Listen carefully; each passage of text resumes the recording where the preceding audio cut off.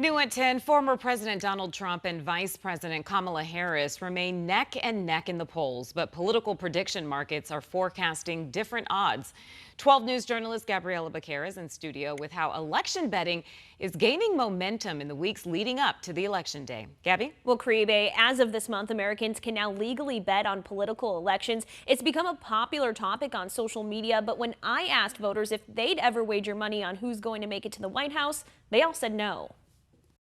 I don't think I would bet on an election. It seems like it's not really right. I don't gamble, number one, and it seems to undermine our democratic process. Millions of dollars are being poured into political prediction markets, trading platforms where bets are placed on the outcome of the upcoming United States presidential election, among other popular races. It's like the stock market.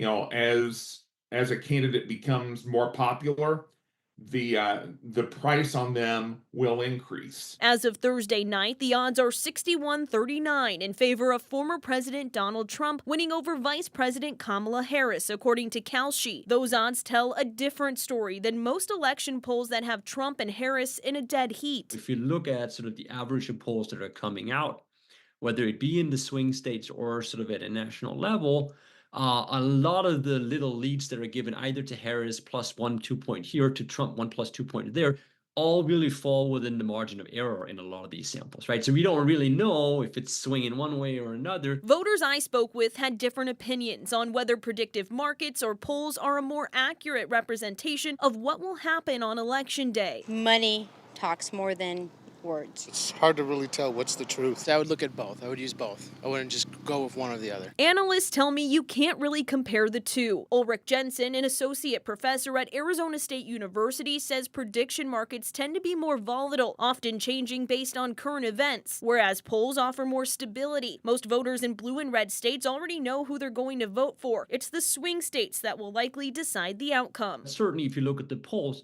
I think we will be anticipating a closer election than the betting market is assuming right now. Gaming analyst Stephen Bittenbender says history shows the market also becomes more fluid the closer Election Day gets. It wouldn't surprise me if we have that same kind of volatility on election night, or on the days leading into the election. So while political prediction markets are becoming a popular way to forecast upcoming elections, experts say it's important for voters to look at the entire picture. I would look at it as another piece of information as people are educating themselves on the election, what might happen. But at the end of the day, no one has a crystal ball, and neither does the odds makers.